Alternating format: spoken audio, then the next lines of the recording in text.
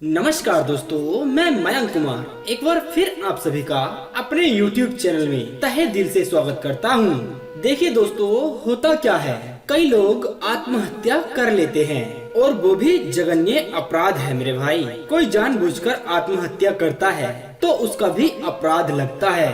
कहते हैं अगर कोई व्यक्ति जल करके मरता है, जानबूझकर आत्महत्या करता है, अपने जीवन को खुद कष्ट देता है, तो अगले जन्म में उसे बहुत कुछ भोगना पड़ता है। उसके शरीर पर सफेद दाग हो जाते हैं, जिसे हम लोग अपनी भाषा में कुष्ठ रोग कहते हैं, जो कि बहुत दर्दनीय होता है। आपको बता दूं कि भगवान ने यानी ईश्वर ने हर एक पाप की एक अलग सजा बनाई है, जिसे वो हमें समय के अनुसार देते हैं और हमें भोगना भी पड़ता है। इसलिए हम लोगों को कभी भी अपने शरीर का विनाश नहीं करना चाहिए। ये शरीर हमें भगवान ने दिया है, हमें इस शरीर का सम्मान करना चाहिए और जीवन को अच्छे तरीके से जीना चाहिए। उसका मूल समझना चाहिए, उसका उद्देश्य हम लोगों को समझना चाहिए कि आखिर हमारा उद्देश्य क्या है। आत्महत्या जैसा घिनौना पाप बिल्कुल भी ना करें। हम लोग सोचते हैं कि अब हम आत्महत्या कर लेंगे, हमारी सारी मुसीबतों का अंत हो जाएगा,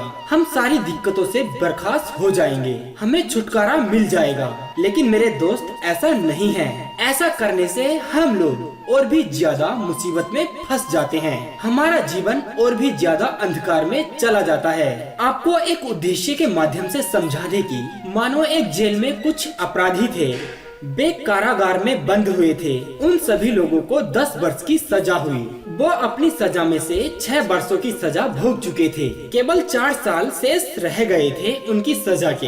इतने में वे अपराधी अपना दिमाग लगाते हैं और आपस में एक समय निश्चित करते हैं कि वो इस जेल को तोड़कर भाग जाएं, इस जेल की दीवारों को लांघकर भाग जाएं। वो सभी लोग कोशिश करते हैं उस जेल से भागने की। कुछ लोग तो वहीं पकड़े गए, लेकिन कुछ लोग जेल से भागने के बाद बाहर पकड़े गए। तो दोस्तों देखिए, ऐसा बिल्कुल नहीं है कि उनकी सजा माफ कर दी गई है। अब तो उन लोगों को और भी ज्यादा कष्ट का सामना करना पड़ेगा। उन लोगों को उन 4 सालों की सजा तो भोगनी पड़ेगी ही, लेकिन उन लोगों ने ये जेल का कानून जो तोड़ा था, अब उस कानून की सजा भी उनको काफी दर्दनीय मिलने वाली है। उसकी सजा उन्हें और भी उल्टी भोगनी पड़ेगी। ठीक उसी प्रकार ईश्वर ने जो हमें ये जीवन दिया है, अगर आप उस जीवन का अंत करोगे, उसका विनाश करोगे, तो आप लोग अपने जीवन में और भी ज्यादा दुख लिखा लेते हो, यानी आप लोग और भी ज्यादा पाप के भागीदार बन जाते हो। देखिए दोस्तों, कभी भी आप लोग अपने जीवन में हमेशा याद रखिएगा, ये सच है कि जब जीवन से व्यक्ति हताश हो जाता है, तभी वो ऐसी चीजें अपने दिमाग में सोचता है। खुशी खुशी में कोई आत्महत्या नहीं करना चाहेगा मेरे दोस्त। जीवन से जो व्यक्ति हताश हो जाता है, उसकी आशा मरने लगती है, तब वो ऐसा कदम उठाता है। पर उस व्यक्ति को ऐसा करना नहीं चाहिए। ये समझिए, अगर हम अपने आध्यात्मिक विषय को छेड़ते हैं, जब हमारे जीवन में अत्यधिक पाप आते हैं, तब हमें कष्ट घेर लेते हैं और हमारे मन में ये विचार उठते हैं कि हम अब अपने जीवन को खत्म कर दें, उसका विनाश कर दें, उसका अंत कर दें। और ऐसा करने से हम लोग सभी चीजों से मुक्त हो जाएंगे, इस संसार से छुटकारा मिल जाएगा। तो देखिए, ऐसा बिल्कुल भी नहीं है। आप मुक्त नहीं होते, आप और भी महान विपत्ति में चले जाते हैं। आपके साथ रहने वाले लोगों को तो दुखी करके ही जाएंगे आप पूरे जीवन भर के लिए, क्योंकि उन लोगों के पास आपके प्रश्न का जवाब नहीं होगा कि आपने ऐसा क्यों किया। दूसरा, आप लोग भगवान परमात्मा के लिए भी, जिसने आपको ये सुंदर सा शरीर दिया है, अगर आपके जीवन में हताशा आ भी रही है, तो आप लोग ऐसा मत समझिए कि जीवन का यही अंत है, जीवन में यही अंधकार है। ऐसा नहीं है। देखिए, एक शब्द होता है संघर्ष, और उस शब्द का हमारे जीवन में बहुत ही बड़ा योगदान होता है, और उसी का नाम होता है जीवन। आप जरा थोड़ा सा इस अंधकार से बाहर निकलकर देखिएगा। केवल अपने भीतर के विचार को मत सोचिएगा कि बस इतना ही जीवन है। ऐसा नहीं है। ये संसार विराट है। अपने अंदर की शक्ति को पहचानिए। प्रत्याशा, ये पाप आपको मार नहीं डालेंगे।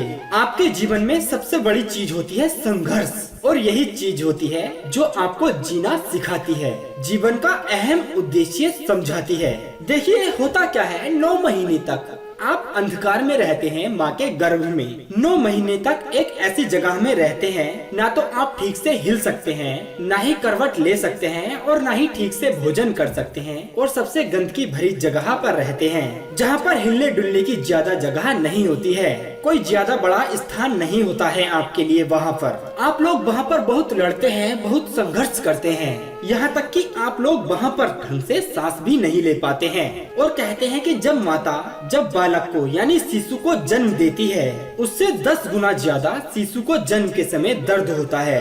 अब वो माँ जानती है कि जब वह शिशु को जन्म देती है उसे कितना दर्द होता है, कितना दुख होता होगा।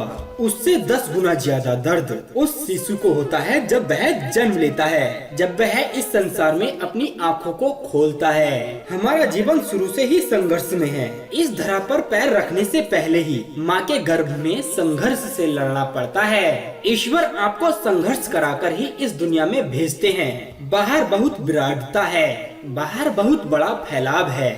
संघर्ष करके अपने आप को संभाल लो। अंधकार में रहना पड़ता है माँ के गर्भ में 9 महीने तक, गुप्त, बिल्कुल भूखा प्यासा।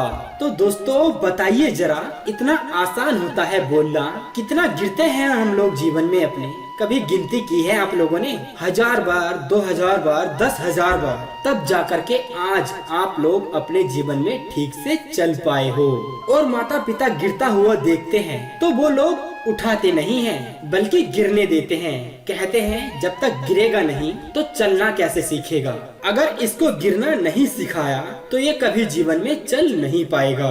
तो देखिए मेरे भाई, जीवन का नाम ही संघर्ष है। जीवन में अगर कष्ट आए तो अपनी आशा को मत खोइएगा, बस केवल समय पर छोड़ दीजिएगा। अगर आपने अपना जीवन यहीं के यहीं खत्म कर दिया तो फिर आपके पास कोई अवसर नहीं बचेगा।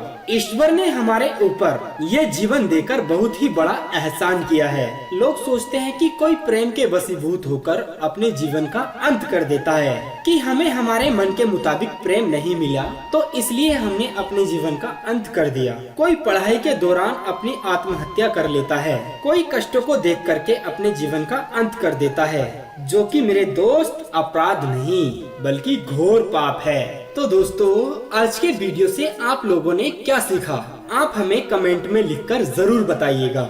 यदि आपका इस वीडियो के बारे में कोई सवाल या सुझाव है तो आप हमें कमेंट में बेझिझक बता सकते हैं, हम आपके सवाल का जवाब जरूर देंगे। तो आज के लिए बस इतना ही, कल फिर मिलेंगे एक और ऐसे ही वीडियोस के साथ। तब तक के लिए आप अपना ध्यान रखिए और हमेशा मुस्कुराते रहिए।